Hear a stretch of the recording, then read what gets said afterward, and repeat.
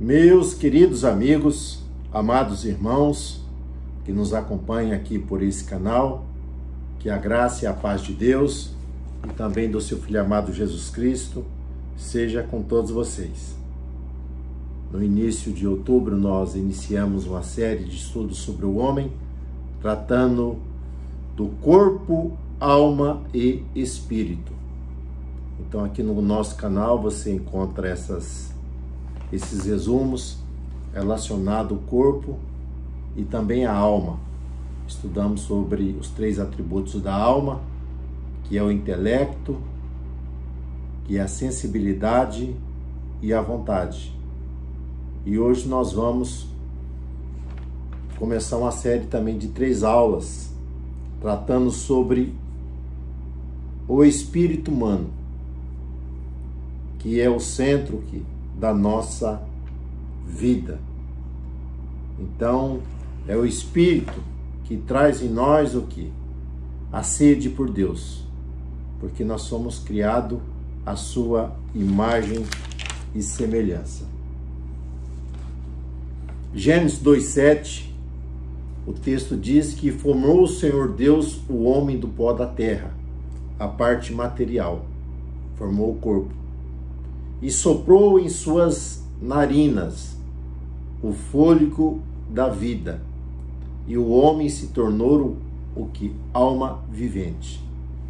Então o homem, seu corpo estava inerte, mas Deus coloca nele o que? O espírito, a vida, como está escrito lá em Zacarias capítulo 12, o verso 1, né? Que o Senhor forma o que? O espírito do homem dentro dele. E Jesus vai dizer lá em João 4:24 que Deus é espírito. E importa que aqueles que o adorem em espírito e verdade. Então Deus coloca ali no interior do homem o que? O sopro da vida. Essa palavra vida, ela está no plural. Então nós entendemos que é a alma e o espírito. E o homem, após a sua morte, lá em Eclesiastes 12, vai dizer que o pó volta à terra, como era, mas o espírito volta a Deus que o deu. Então, dentro desse contexto, estudando sobre corpo, alma, essas 2 dimensões, hoje nós chegaremos ao quê? Ao espírito, que é o elo que traz o que? A comunicação entre Deus e os homens. Então o pecado, ele afeta essa imagem e semelhança, da qual o espírito ele vai ser, né, vamos dizer assim, afetado. Então o homem, ele se torna morto espiritualmente, porque já não tem mais comunhão com Deus. Porém, no momento que ele aceita Cristo, ele tem esse encontro com Deus, nós vamos ver que Efésios 2 vai dizer que antes nós estávamos mortos em nossos delitos, em nossas ofensas, em nossos pecados, mas nós fomos o quê? Revivificados. Então há regeneração. O homem, quando chega até Cristo, ele se torna o quê? Uma nova criatura. Então a vida espiritual, ela é renovada. E o homem, ele passa a ter essa comunhão com Deus. Então, a alma depende do espírito para se relacionar com o divino, com o eterno. Então, a distinção entre a alma e o espírito, ela vai nos trazer uma revelação no Novo Testamento. Porque no Antigo, esses 2 termos, alma e espírito, a alma nepché e o espírito rash, em algumas passagens, são passagens, nós podemos dizer que são intercambiáveis, para mostrar o que? A totalidade do nosso ser. Porém, nós vamos compreender que a alma é a sede das emoções, dos sentimentos. Ela está relacionada com isso. Então, na alma eu tenho o quê? Os pensamentos, eu tenho os sentimentos, as emoções e eu tenho a vontade. Mas no espírito, eu tenho o quê? A ligação com Deus, a comunicação com o Senhor. Assim como a alma ele precisa ser alimentada com coisas que vêm do alto, precisa do fruto do espírito, nós vamos ver que o espírito do homem também precisa ser alimentado com a palavra de Deus, com oração, que é a comunicação com o divino, e submeter o que? A vontade do espírito. Então nós sabemos dessa diferença que há entre a alma e o espírito. A alma está relacionada com o intelecto, com a sensibilidade, com a vontade, enquanto que o espírito está relacionado com aquele que comunica com Deus. E essa divisão, humanamente falando, ela é difícil de se explicar, mas nós recorremos o que? A palavra de Deus. A palavra de Deus, ela traz o que? Essa diferenciação, ela traz essa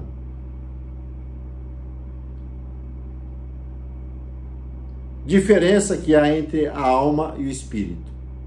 Nós vamos ver que o escritor aos Hebreus, lá no capítulo 12, ele diz que a palavra de Deus ela é mais penetrante, ela é mais eficaz, porque a palavra de Deus ela é viva. E ela é capaz de penetrar até a divisão da alma e do espírito. Então há uma divisão. E a palavra de Deus, ela é apta de ir até o núcleo mais íntimo do nosso ser e fazer essa divisão. Porque através da palavra de Deus, nós vamos ver que ela vai julgar o que? Os nossos pensamentos, as nossas intenções. E Paulo, escrevendo aos Tessalonicenses, ele diz que todo o nosso ser, espírito, alma e corpo, precisam serem o que? Apresentado a Deus, né? Irrepreensíveis para o Senhor. Porque Deus quer o que? A nossa adoração na nossa totalidade. Espírito, alma e corpo. Essa divisão. E assim também como há os pecados do corpo e da alma, também há os pecados do espírito. Embora, né, o pecado em si ele atinge toda a totalidade do homem, mas nós vamos ver que alguns pecados, né, as pessoas associam que somente a uma parte do corpo, embora está concentrado na sua totalidade. Tipo, alguns pecados associados com o corpo, bebedice, glutonaria, prostituição, né? Mas tudo isso está relacionado o quê? Com as más intenções da alma, né? Porque, embora dentro, nós vamos pegar aqui no contexto de Jesus, os judeus achavam que o pecado era o ato somente praticado através do corpo. Jesus disse não. Se o homem ele já olhar por uma mulher no sentido da sua alma e tiver pensamentos impuros, esse já cometeu o quê? O pecado. Então a Bíblia ela destaca não somente o pecado do corpo, mas da alma, mas também os pecados relacionados com o espírito, que está relacionado, né? Nós vamos ver aqui esses pecados com o orgulho, com a vaidade, né? A arrogância, a prepotência. É o homem achar que ele é autossuficiente, que ele não depende de Deus. É o homem não se render o quê? Ao Senhor. Então nós vamos ver que os pecados do espírito, eles são silenciosos, porque não é visto externamente, mas é uma batalha interior que todo o homem vamos dizer assim, ele enfrenta. Então é um perigo maior ainda, né? E esse pecado não só é contra Deus, mas pode contaminar também quem está ao nosso redor. Mas o homem precisa o quê? Submeter ao Espírito, à vontade de Deus, para que possa vencer o quê? Essa batalha no espírito humano. É onde nós temos essa guerra, né? E algumas lições práticas, né, relacionado ao espírito humano, né, quando nós temos que examinar os nossos corações, e quando as nossas atitudes, ou caso no nosso interior revelar essas intenções de orgulho, de soberba, né, nós temos que pedir ajuda ao Espírito Santo para que venha vencer esses pecados que causam muitos males, não só para a pessoa, mas também para o seu próximo. Então nós temos que procurar ter uma vida de vigilância e cultivar a humildade, que é o reconhecimento que nós nada podemos sem o Senhor e somos totalmente dependentes dele. Então a gente tem que vigiar. Nosso comentador ele traz um exemplo de Neemias, mas devido ao nosso resumo aqui, nós não vamos entrar nesse detalhe aqui para não ficar um vídeo muito extenso. Então a raiz do pecado, né, ela vem o que? Está no homem interior, né? Está no homem interior. Embora alguns pecados eles acabam surgindo por externo, a gente olha, cobiça, mas isso é processado na mente. E se o espírito não tiver em comunhão com Deus, nós vamos ver que ele vai ser dominado pela sua natureza pecaminosa. Mas nós precisamos o quê? Buscar uma renovação diária, né? Evitar uma fé baseada em regras, né? Mas ter uma experiência verdadeira com Deus e buscar o quê? Uma vida separada do Espírito Santo, separada do pecado e dirigida pelo Espírito Santo, para que nós possamos refletir atitudes que louvam a Deus e ter um caráter transformado. Então nós precisamos o quê? Submeter à vontade do Espírito, para que possamos vencer. Porque o pecado, né, a vitória não é alcançada pelo esforço humano, mas sim pela ajuda e pela manifestação do Espírito Santo em nossas vidas.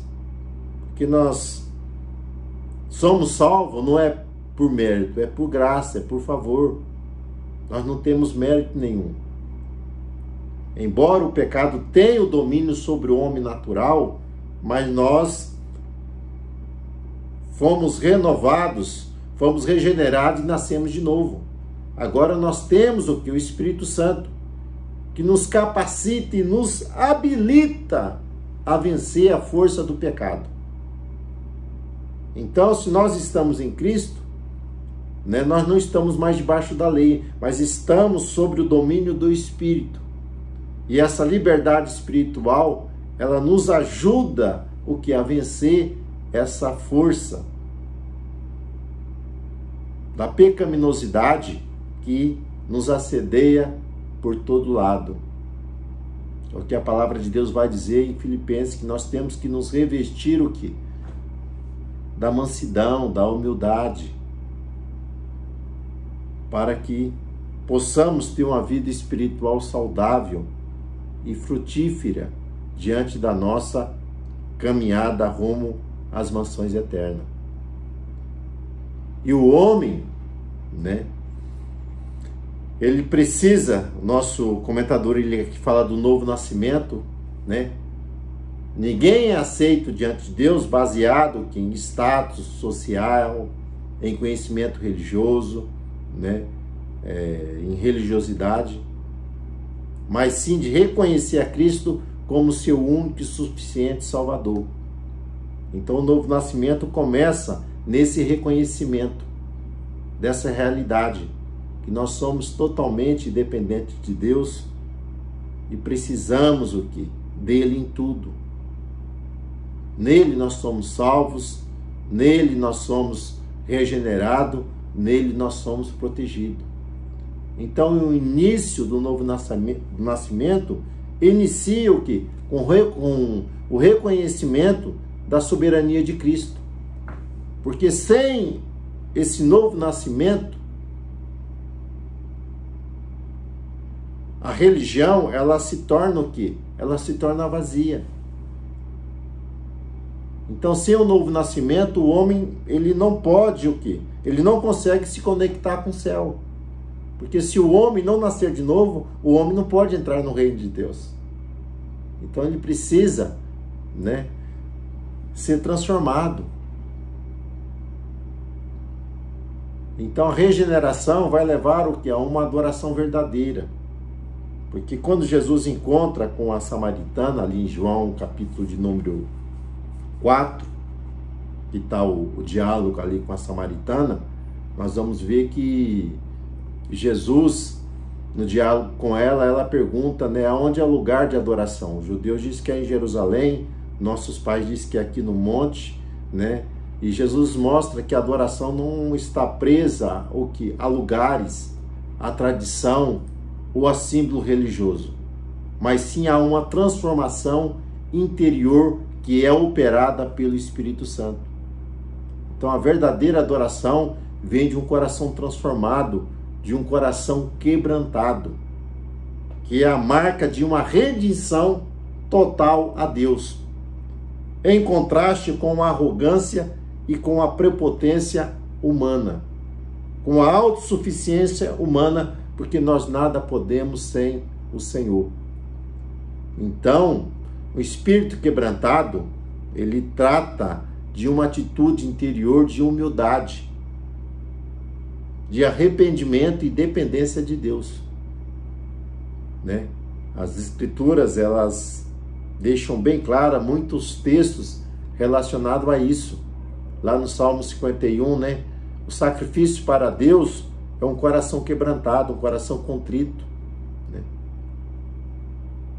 Isaías diz que Deus, ele habita no alto e sublime trono, mas também ele habita com o abatido, com o contrito de coração, com aquele que está quebrantado, né?